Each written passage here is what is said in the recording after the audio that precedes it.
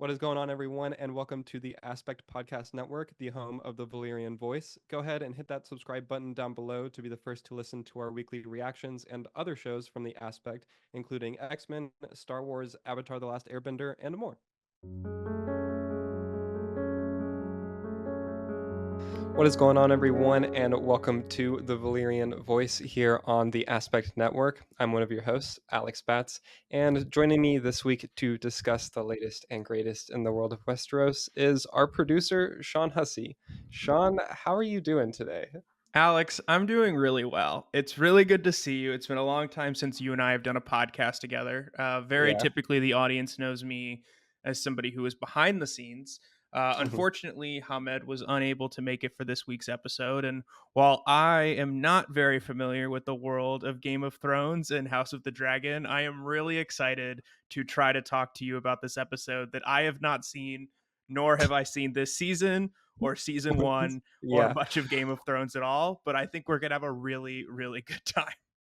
Yeah, no, it's to say that you're not too familiar with House of the Dragon would be a bit of an understatement. So I believe there are dragons and Targaryens, and that's about all I know. that's correct, and you said their name correctly. So, you're off to a good start. All right, well, let's keep the focus on you and let's kick off the show this week by just diving into kind of your overall thoughts and reactions to this week's episode. So, Alex, what did you think of episode 6, Smallfolk? Yeah, so this episode, okay, I did think of a one sentence, just instant thought while I was right after I finished watching the episode. And that's that I think of the six episodes we have now, three of them are hits, two were misses, and this one was somewhere in between. Okay. It had some good and it had some meh, but it's still overall, so I liked it more than episodes 3 and 5. So last week was kind of like meh, Yeah. and episode 3 was also not great. This one, I think, on the whole, was a lot more solid and more enjoyable, but still has a like things are just taking a while, which is not the worst thing ever. And like, it's not that I need like a battle every episode or things like that, but it still is just like we're bouncing around between the characters and locations a lot, and it doesn't feel like that much is happening, even in the drama that we're getting there, which is like not optimal.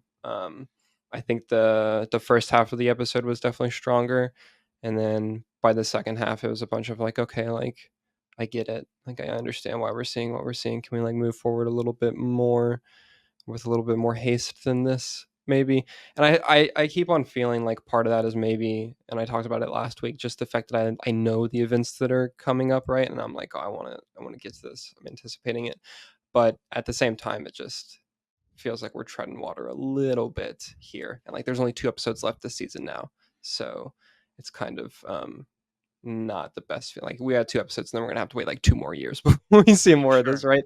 Like so that's So, kind of let me that's ask you, disappointing. like, kind of on that, thinking about the way that you guys have been talking about the season. Obviously, I'm listening to it each week from your Hmm. perspectives to hear your thoughts. Is there sort of any past examples of this in the Game of Thrones world where you're feeling like it's taking its time, maybe it's a little too slow, they're stretching it out? Or is this something that you feel like could be a result of how streaming and TV has shifted since, the original Game of Thrones series has come out, even since Hmm. season 1 has come out? Do you think it's suffering from being the 8 episodes rather than, a 10 or 12 or longer season? Like, where do you think some of this is stemming from? That's a really good question, honestly. So I think answering the if there was a similar feeling in Game of Thrones first, for me, that one will be a little bit different because I also like I haven't finished all of those books. I'm in the middle of the series ish, which is still like I'm not past where they got in the show yet in the books. Um, or where they got the show in general. But I know that after like when they did get caught up, they like there's an entire season where we don't you don't see one of the characters in season 5 of Game of Thrones just because they Mm, didn't know what to do with him. And so he just wasn't there for an entire year. And that season on the whole, I think does drag a little bit. It's like my least favorite of the series whenever I'm going through and watching it. And so like I think that there is an example and that you can see that happen sometimes. With that, it's still So at that point in Game of Thrones, they were still with the 10 episode thing. I think the shorter episode thing is one, a more, to your point, we do see it a lot more now with different streaming services and series and things like that, and how they'll play around with how many episodes a season gets. And I mean, even the ending of season or of Game of Thrones, the last two seasons were shorter. Um, and so it's something where, like, I think with House of the Dragon, it works better. Not necessarily better than a 10 episode thing, but I think an 8 episode series of House of the Dragon works better than some other 8 episode or shorter series. And the fact that these are still like at least 50-minute episodes, and like it's a solid amount of time still for them to work with. I do think that this season could have benefited from, and it's hard to say this for sure because I'm like 97% certain now I know where like this season's going to end up wrapping up, but I think that this season could have benefited from being a little bit longer and moving through some of the events a little bit quicker, because now I'm thinking about it and like starting to roughly map out in place maybe where the next couple of, it's really like 2 years, but like the next series of events that'll be happening in season three and presumably season four, and like thinking about how long the show is going to end up being, and like whether or not I'd like that to be sped up in the fact that we get some of the events maybe not as drawn out as they have been, um, to kind of go through that way. It's sort of a like tighter, like 4 seasons instead of a more like lengthy five. But Yeah. it depends. It's interesting though because I feel like they maybe it's just such a difference from in season one was such a breakneck, like you're covering so much ground in season one because it has so many different time jumps, right? And Yeah. instead with this, like it's been like a couple weeks in Do you the think entirety of it's season two. suffering? Sorry, I didn't mean to cut you off. No, you're good. You know, do you think it's maybe suffering from some, not to deviate too far, but some of the conversations we've had maybe about The Boys season 4, which just wrapped up, of trying to stretch out a storyline, that probably, as you said, is better served and maybe less seasons than they currently have planned.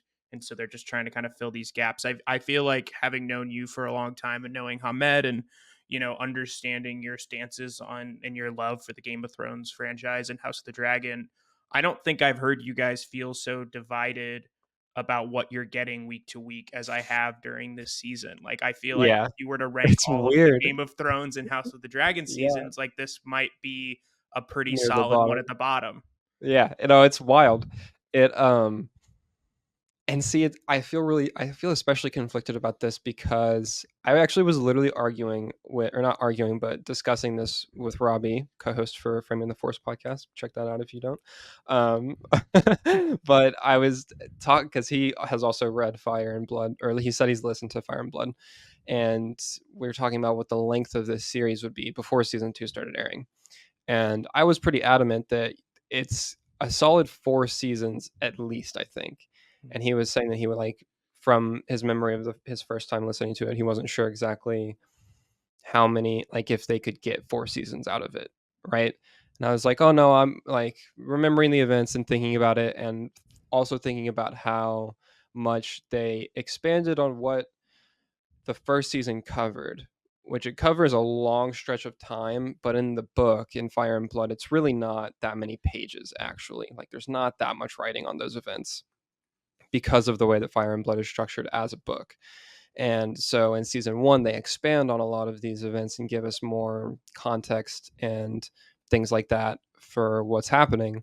And so you get a whole season that's a lot longer than the amount of pages necessarily that it's adapting, which I think they did really well in season one. But then it also had that added benefit of covering a huge stretch of time.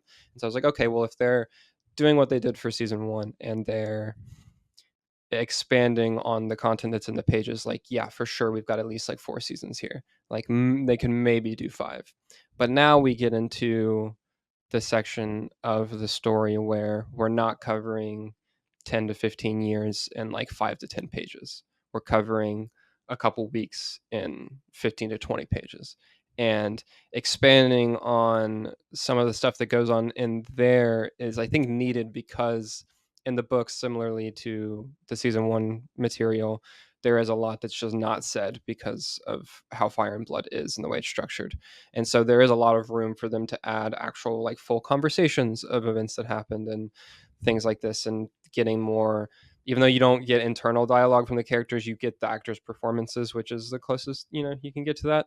And it's so you get that added depth there, but at the same time, this season has felt glacially slow sometimes, which is not good. And it's, yeah, like you were saying at the top of your question, kind of, it's a bummer. I've never really felt like this about a Game of Thrones or House of the Dragon thing. Like I'm never like, oh, this kind of is not great. Like I was again checking my phone a couple times during this episode, and just not super like, oh yeah, like Yeah. it was fine, Yeah.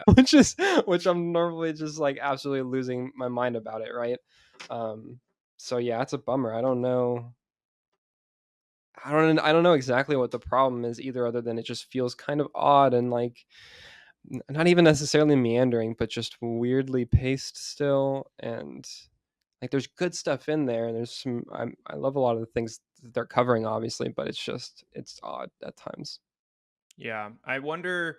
I don't want to future cast too much, but also for the sake of the fact that I can't speak to this episode at all, so I'm going to ping pong some questions about things generally that I do know. Like, is there any sort of creeping doubt about some of the other spin-offs that they're working on? Are you like concerned about the direction of the IP as it's being metaphorically milked, like a cow? Yeah, Like, is are we I mean, yeah, because could we be there's a lot of entering some of the Star Wars territory that we have concerns about on the TV side, but for Game of I Thrones? I don't think so, especially not in the same way, because all of the pacing and possible story qualms that I have with this season aside, this is one of the best looking shows that you'll find out there. Like this, Sure. like this is still a goddamn HBO House of the Dragon, like Game of Thrones production. It looks like it and feels like it, and so it's always got that. So that's good at least. Yeah. So the shows will all be at least at that level, but narratively, I think that I'm not super worried for a lot of the other spin-offs, especially because aside from Aegon's Conquest, which is just an earlier part of Fire and Blood, it's the beginning of Fire and Blood, which also so excited for that. That's like the bet, arguably the best part of Fire and Blood. Can't wait to see the Conquest, but that one I think will be a season, maybe two, depending on how long they do it. And so I'm not too concerned with that. And also, it depends on like who's writing it. I Mhm. think Ryan Condal, who's the showrunner for this now, Miguel. I don't know how to pronounce his last name, but he was one of the other showrunners for season one, but he stepped down. I think either at the end while it was still airing or like right afterwards is when that news broke. Um, but he hasn't been involved with any of season two. But anyways, Ryan, some of the decisions I think that they've made in that area is possibly like iffy with the story, and I don't know if that's necessarily what's directly influencing the pacing or whatever the sort of problems or issues might be that I'm feeling. But I think it'll be interesting and exciting the more that we learn about the crew for the different spinoffs and stuff. And so I'm hoping that it's not like an IP line. It's weird to talk about it like Game of Thrones is like a line wide thing like but yeah, I don't think that it'll be a big problem. Aegon's Conquest I think will be good. The I'm blanking on her name now, but the 10,000 ship Nymera and her 10,000 ships, like I think that'll be good. And also another thing I think that factors into it is there's the Hedge Knight one, which does have source material like directly. There's the book for that, which I haven't read. It's on the list, but for Nymeria and the 10,000 ships, there's a lot less actual source material there, and so we'll see if that's good or bad, because like there's not like Fire and Blood has the whole book, right? House of the Dragon has that entire book that it's pulling from, and with Nymeria it's just references, to my knowledge at least, it's just Sure. references and other stories about those events as opposed to a full book about it. And so we'll see how that impacts things. um Cool. yeah. Lots to talk about. So when we come back, let's just dive deeper into the episode and talk about some of your favorite moments and some of the best. And we'll be right back.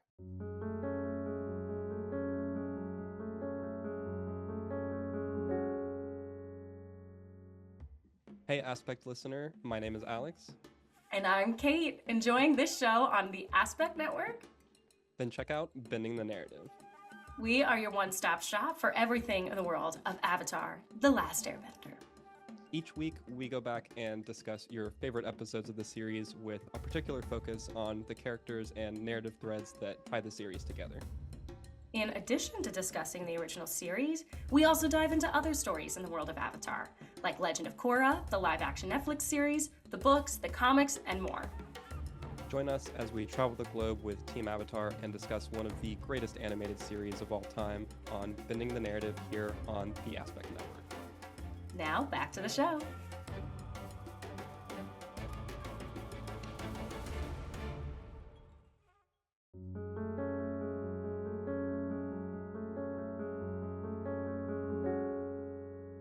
Welcome back to the Valyrian Voice. Before the break, we discussed our overall thoughts on season 2, episode 6. But now let's dive deeper into some of the best moments of the episode.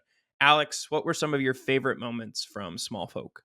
Well, first off, I love our thoughts on episode 6. I loved all of your thoughts on it, Sean. They We're were really very insightful. inclusive here at the Aspect.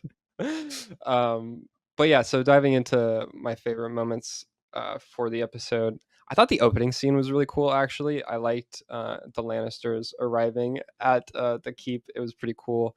It had a real like classic feel to like the Game of Thrones armies and things arriving at the different castles and stuff as they're traveling around.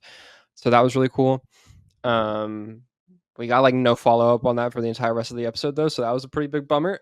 It's part of that weird pacing stuff that I'm talking about. But that transitioned into the first Green Council scene, which I did really enjoy. I like all the council scenes. Like anytime there's all the leaders around one of their tables and they're discussing stuff, it's good drama. All the actors are great, and the writing in those scenes is normally really strong too. And also the season's done a really good job, and this episode does it a lot too, in being very particular about the way the camera moves around the different scenes. And this episode, there was a big recurring theme about the camera circling the characters and the cast and the world and things, and how it's like the world kind of spinning around these events or whatever. That's what they said in the behind the scenes thing. And like the last point, I was like, okay, that's a little like I get it, I guess, but it still makes for dynamic movement throughout the scene. But yeah, the Green Council scene, Amond is just always great. He's very commanding and like assured in his role, as he's like, yeah, this is where I'm supposed to be. I'm supposed to be ruling, and he takes to the role very well, and so that's cool to see. And he's also really pissed at in the opening because whenever the Lannister troops arrived at the keep that they did, he was summoned essentially by the Lannisters. They were like, "Oh, we'll march out as soon as Aemond arrives on Vagar," and he's like, "They're not ones to summon me," and so he gets super pissed about that. And then he's also ordering Cole around, and then he demotes Alicent, his mother, which is wild to see. Like he's just like, "Bye, mom. What are you doing here?" Essentially, which is a choice. I liked her at the end of this sequence when it's just them two still, and she's talking to him, and as she's going to leave finally, she makes a remark about whether or not there is any like has have the slights of his childhood is essentially not been made up for by this point. And that was really good. But so like that scene was nice. Conversely, we got the first Black Council scene after that, with Corlys stepping in as the hand now. That was pretty good. Um, we then get the first. Okay, see, this is part of the pacing problem that I was talking about. We talked about this. We talked about this last week, right? Where I'm like, okay, they hinted at the fact that they're going to try to find new dragon riders for Rhaenyra to have in her army, and that's going to be the thing that's going to take up, I thought, a big portion of this episode. We do open the episode with that for Team Black. They're like, "Hey, Sir Darkland, you can try to ride sea smoke. You might have some Targaryen blood in you. It's worth a shot. I did love how they presented him being like immediately like, yeah, I'm down for this. Like the dragons are gods. You're giving me like a chance to possibly ride one. And she's like, like you could die. Like the option is you either get to ride the dragon or you die. Like those are, and he's like, oh yeah, like for sure. And so I like how they depict that and just the general reaction that someone in this world would have to like being offered the chance to ride a dragon, which like I can't imagine being presented with that, like being like, oh well, these are your two options. You get to either ride a dragon or die. Like I can't even imagine that. But so I think that was cool, and so we see him going to do that, and it looks like he's going to be able to do that, and then dude gets just incinerated, which is less less than ideal for him, right? And then the entire rest of the episode, we get no more of them trying to have any of the other people try to ride dragons to like bolster their ranks. Which Sean, I know you don't know anything about this because you haven't read the book, but Okay.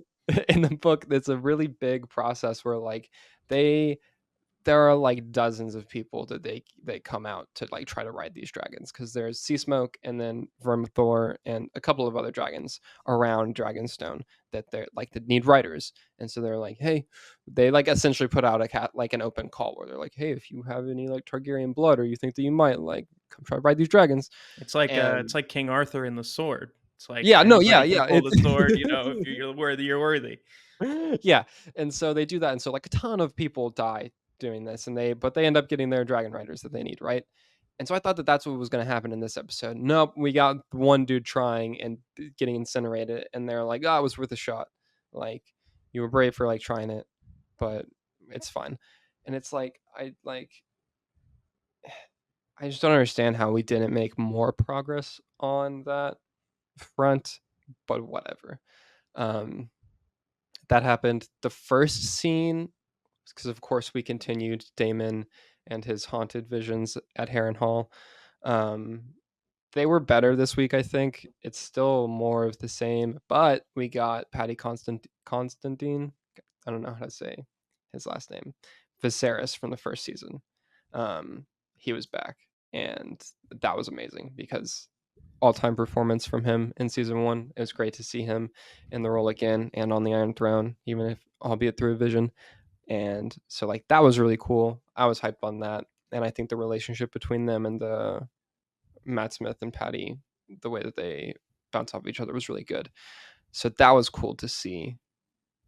The rest of the stuff at Harrenhal is pretty inconsequential, though. Later on in the episode, he gets more visions. He goes to he gets pissed off and goes to leave, but then gets stopped by the witch lady, Alice Rivers, and she's like, "No, just hold off for a little bit. Like, we'll get some good fortune in a few days." And so, like, it's again just more of like Damon having visions in Harrenhal and hanging out, which is fine, but like we don't need that. And then we get more this episode also. So like they are setting up the dragon riders to come because we got more scenes of like Adam of Hull, who sees smoke eventually claims at the end of this episode. Like we got more of him and his brother sprinkled throughout this episode, and then this guy who will eventually become Ulf the White. We got more of his stuff and story sprinkled throughout this episode too, but it's all just like very sprinkled throughout and doesn't feel like a lot of progress as it's happening, which is kind of I think where part of the frustration is coming from.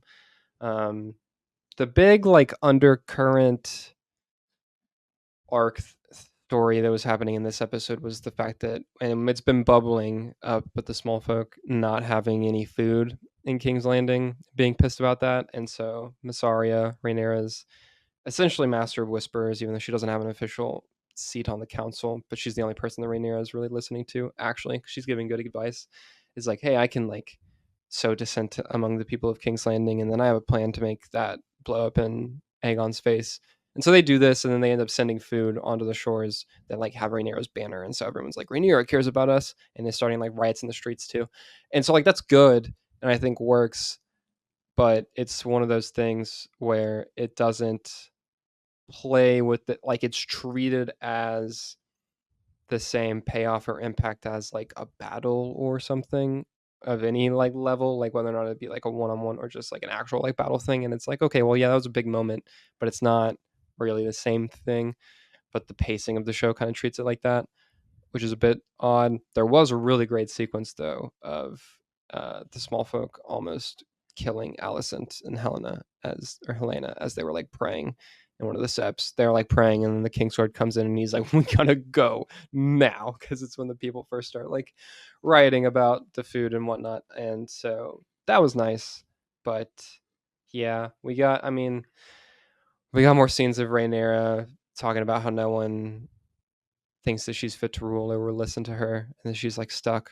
Which it's like, yeah, I know that you're stuck. I've also felt like you've been stuck this whole season. I would like to see some forward progress too, Rhaenyra. Like, I don't like. It was fine, and then Aegon's doing terrible.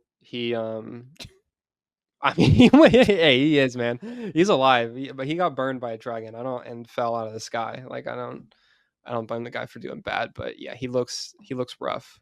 He's awake now though, which is good. Terrified of Aemond also because he's super scary and threatening and very much seems like he wants to continue ruling. Um, but yeah, like Aegon's awake and able to talk. He asks Larys for help, so that'll be interesting. Kind of Larys being the slimy person that he is, and then yeah, we got Rhaenyra and Mazaria are a couple now, a thing. That's like one of the major things the episode ended off with, which was, I think, super interesting. Definitely not something that happens in the book. I think it's a relationship that makes sense, but also felt very sort of out of nowhere, kind of. Here for it, I suppose. I think Masaria's role is really pivotal, and one that's been explored well throughout the series. And so, I mean, it's good to see her getting the attention and the screen time. But yeah, that like happened at the end, and then they're interrupted by dude being like, "Oh, someone's writing sea smoke." And they're like, "What?" And then Rhaenyra is going out to fly to like meet them, and that's where the episode ended, which I was kind of pissed about because I'm like, okay, well, that's not a we didn't make any progress, guys. That In was this an episode, incredible actually. recap. I didn't Thank you. understand any of it. But I'm sure if I watched the episode, I did.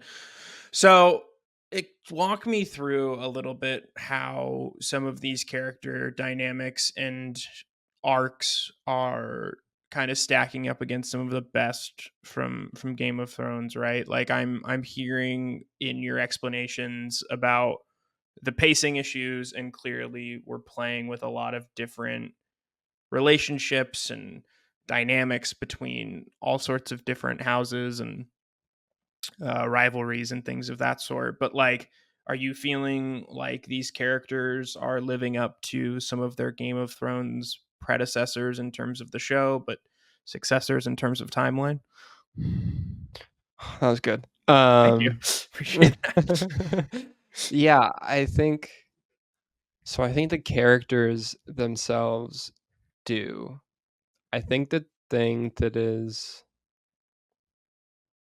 So I'm trying to figure out exactly what it is about the pacing and why some of these are not landing as well. Because I try to think about it and look at it on paper, like it's very similar to the way that Game of Thrones, especially in the earlier seasons, was structured, where you're like jumping around with all these different characters. A lot of them aren't together most of the time. A lot of the time, there's not that much necessarily forward progress that's happening, but you're still, you feel like you're moving a lot with the characters. I think maybe part of it for this is that we are very locked in these locations. Like for this episode, we're just at Dragonstone and we're just in King's Landing, except for the opening scene where yeah, the troops arriving at the Red Keep. Well, and we're at Heron Hall. But these are the three locations that we've been at the entire season. Which is not that you can't have a focus in on these locations and it still work, but I do think it does a lot to feel like you have any physical movement from the characters as well. Like if we're not getting, because I don't know, because I feel like these armies are supposed to be at war, right? But I'm not really feeling that. Everyone's just standing around in the same rooms that they've been in all season, and that makes it feel like nothing is really moving forward, even if the pieces on the field are changing and like the relations between the characters are still evolving. Um, it's like I don't know. Daemon, the first thing that popped into my head as a comparable arc for Daemon right now would be like Jon Snow's time behind or beyond the wall, where he's like with the wildlings and kind of like growing and learning and finding stuff out about himself through that, right? And it's like Damon's doing the same thing right now. The main difference is that in John's arc, he was moving around and evolving with other people and deepening relationships. And with Damon, all of that is happening internally. He's just staying at the same place, and he's not really developing his relationships with anyone around him. It's more just figuring things out about himself, which is fine, but feels again like he's just in one place and staying somewhat similar because he kind of is. He's just understanding things that the audience already knows about him mostly. Um, and then, yeah, I mean, just with a lot of the characters, like they're very rooted in what they're doing and not moving a lot. Sure. And like it's I don't know. It's weird to try to like figure out exactly what it is that's like making it not click. Because like on paper, I want to be like, oh, I mean, yeah, like I like what's happening with Rhaenyra, and like it makes sense, and the character's good, and I'm enjoying like the screen time with them. But then as a whole, like and as an experience, there's something about it that's just not clicking. Yeah, is there a part of it you think, and again, I don't know too much about season 1, but that you Game of Thrones fans have gotten sort of spoiled with the way that the original show, I should say, progressed to where it probably was moving significantly faster in its final seasons. And what I know about those was that, they were moving incredibly quickly towards a finale. And then Yeah, I know that season 1 of House of the Dragon was again bouncing between timelines, or like had that timeline jump, and you've talked about it and alluded to it earlier, that there was just so much going on, that now that they're taking an approach with this second season that mirrors or resembles maybe the earlier seasons of Game of Thrones, it just feels really foreign, considering it's been so what, different for a while. like a decade probably since those early seasons were happening. Or do you just think it's just poorer execution? I feel like it might partly be the former in the sense that I honestly should go through. It's been a while since I've rewatched Game of Thrones as a whole, and I'd be interested to see if I feel the same way about the earlier seasons or if there is something different in the way that those are executed that I could point to and that would help me figure out like, oh, okay, this is the reason that I felt this here or I'm feeling this here and didn't there or vice versa. Um, yeah, I don't know. I do think that part of it might and probably is the pacing that we got with the last like 3 seasons of Game of Thrones, and then also the first season of House of the Dragon with so many things happening in such a condensed amount of time. Um, but yeah, I don't know. I think these next 2 episodes, how much they cover in these will I think determine a lot about how I'm feeling going into the the later seasons. I don't even because like depending on how much they cover in these next 2 episodes is really going to determine where I think the show would need either 4 or 5 seasons. And like I kind of at this point really am not hoping we get 5. Like I hope it's 4 at this point, right? Um so we'll see. Yeah, it's a really dangerous game when you start getting up there in like season counts. Like you mentioned the Yeah. boys earlier with season 4, and I'm 3 episodes behind now, so I know the finale is out, and so I've got 3 weeks worth of stuff to watch. But yeah, I've been seeing some talk, and like I know you think it kind of like stagnated a little bit, and like yeah, the season's been a little bit weird the like longer and that it's gotten. It's also one of those weird things where it's like I'm enjoying these, I think, but on the whole, also not sure. And so that's kind of a similar feeling that I have with this season of House of the Dragon so far. It's like I said at the top, like I think 3 hits for sure. Like episodes 1, 2, and 4 were great, but to be like 3 hits and 2 misses and 1 out of 6 episodes is like not great for a show that I'm going to be waiting for 2 years for the next season. Yeah. So, well, on that, let's save your thoughts for kind of what's coming and talk more about maybe the speculation of these season counts when we come back from this break.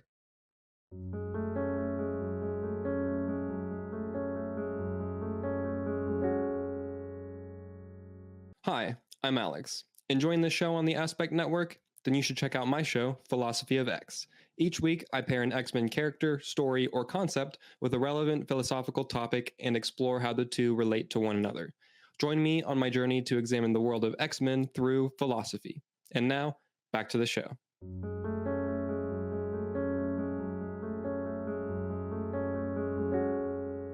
Welcome back to the Valyrian Voice. Before the break, Alex had talked a lot about this episode thus far and how many seasons House of the Dragon may go, but there are just 2 episodes left in this current season.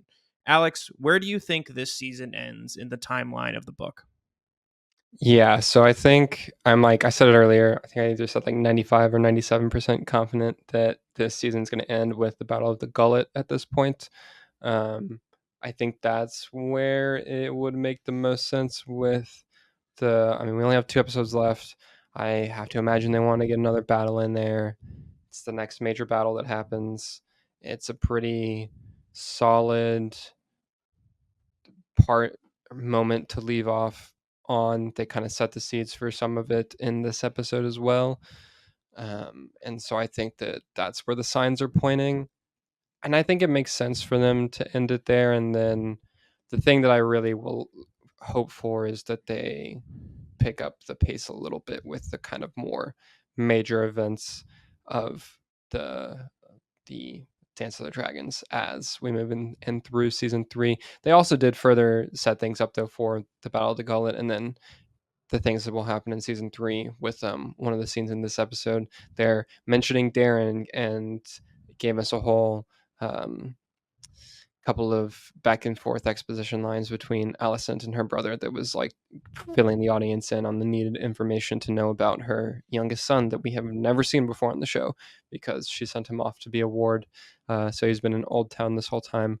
But we got the necessary information for him. That way we know who the hell this other Targaryen flying in on a dragon is going to be when he makes his eventual debut. So that's cool. That's good.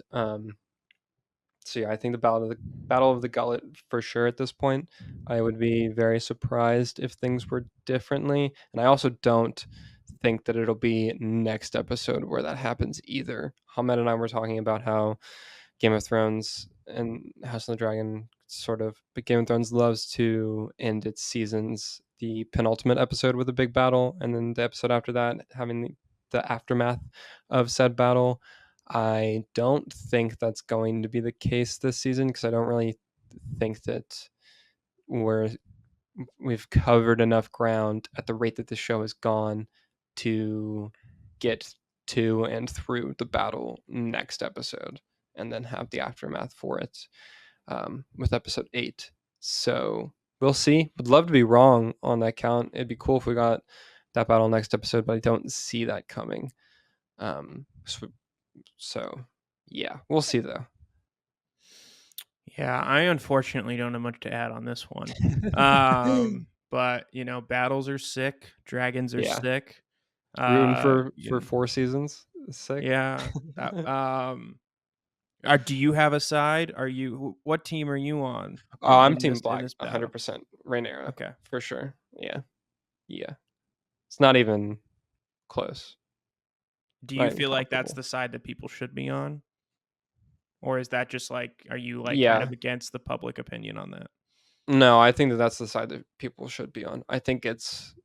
I mean, Viserys wanted Rhaenyra to rule, right? Like that's. It's just Totally. That's exactly what sexism. he wanted. I I know. know. It's. I mean, it literally is just sexism. That's the reason that she doesn't end up. And a lot of stuff happens after that. But yeah, Rhaenyra, 100%. The Well, a black stole ton. or not the black, the green stole the throne. Like, come on. Damn those greens. Yeah, it is. I Uh, do think that yeah, go. last thing. I think that I've seen some criticism of the show in that it very. I think at least, and I know that Team Green would argue this, but I think that it does very much paint it as like Team Black being the right side, which I think loses some of the, like, that's not the intent that George R. R. Martin has with a lot of most of the characters in this universe, and especially with this war. Like, the entire point of this civil war between them is that, like, they're all terrible and they're all doing horrible war crimes and killing thousands of people for a struggle that means nothing and just diminishes the family and destroys the dragons. Like, it's just bad all the way down, right? And so the, like, very obvious, hey, these are the good right guys kind of optics that some of the show has is not the best and loses a little bit of that nuance. At the same time, though, Team Black for sure. Fair enough. Well, now it feels like I may need to get into this just so that, if it ever comes time for me I've to been take up trying. the microphone again. I've been telling you for years to watch, but I know. Too busy producing this podcast. Um, all right. Well, we'll leave it with that. I appreciate Alex for jumping on today and talking about House of the Dragon. And thank you to everyone for tuning in to episode 5 of the Valyrian Voice. Alex, where can people find you online? You can find me online at AP Batman with 2 T's, wherever it's applicable. Awesome. And please be sure to subscribe here to The Aspect on YouTube and any platform where podcasts are found. Follow us on Twitter/X, Instagram, and TikTok at The Aspect Co. Thanks so much to Peter Fraser for providing our series music. Thanks so much for listening, and we'll see you beyond the wall.